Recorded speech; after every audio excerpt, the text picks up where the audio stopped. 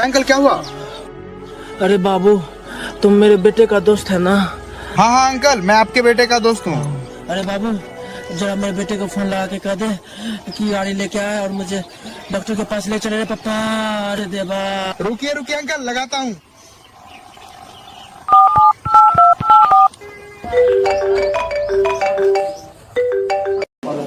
Hello. अबे साले किधर है? जल्दी से गाड़ी अपने खेत के पास लेकर आ जा। अरे साला, वो तो गरिया मांग रहा है। गाड़ी तो मेरे पापा ले गए हैं भाई, दवाई लेने। सारी बात